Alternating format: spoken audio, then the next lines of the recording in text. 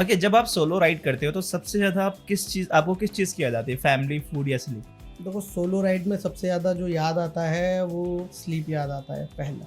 हुँ, उसके बाद अगर मैं सेकंड नंबर दूं तो मुझे मेरे कोलीग्स, मेरे फ्रेंड्स याद आते हैं, मेरे ग्रुप मेंबर्स याद आते हैं, क्योंकि सोलो राइड बहुत टफ होती है।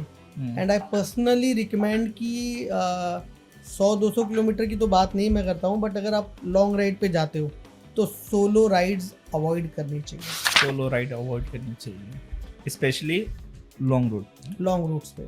लेह लद्दाख सोलो राइड के दौरान सबसे टफ मोमेंट कौन सा था कि बस अब यहाँ रुक जाओ, अब इसके आगे नहीं बढ़ना?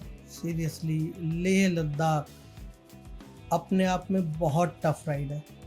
उसके बाद अगर आप टफ मोमेंट मेरे से पूछते हैं तो पर्सनली लेह लद्दाख में मेरा एक एक्सीडेंट हो गया, आपका? या और उस टाइम पे मुझे मेरी पसलियों में चोट लगी थी, और शायद वो मोमेंट था जब मुझे लग रहा था कि यार बस अब हो गया, अब एज हो गई है, अब मुझसे नहीं होगा, और चोट भी ज़्यादा थी।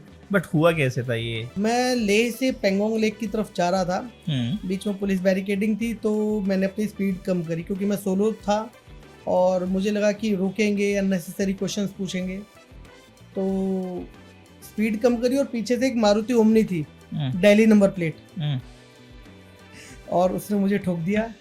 और लिटरली मुझे कुछ समझ में नहीं आया हुआ क्या। थोड़ी देर के बाद देखा तो मैं ज़मीन पे था, हाँ, पसली में बहुत चोट थी, शायद बाइक का हैंडल लगा था, और पुलिस वाले भी आ गए और मुझे उस टाइम लेके गए, हॉस्पिटल लेके गए।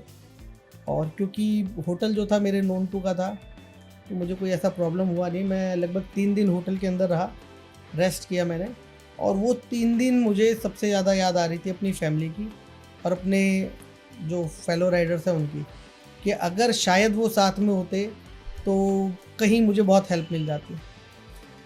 तो घर वालों को नहीं बताया था आपने? नहीं, घर वालों को बताने का मतलब है लास्ट राइड। हाँ, राइड लास्ट राइड है। Last ride. क्या कभी किसी राइड में जान का खतरा महसूस हुआ है आपको? जान का खतरा मतलब हाँ लगा तो था, यही सेम लद्दाख। ये वाले में? हाँ, एक बार तो आंखों के आगे से यमराज जी डांस करते हुए निकले तो थे, बट जब आंखें खुली और मुझे लगा कि ठीक है, तो मुझे लगा शायद मैं कर लूँगा, रिकवर कर लूँगा, और धीरे धीरे अपने आप में विश्वास रखा कि नहीं भाई, घर पहुंचना है, घर पे लोग वेट कर रहे हैं, तो हम आ गए।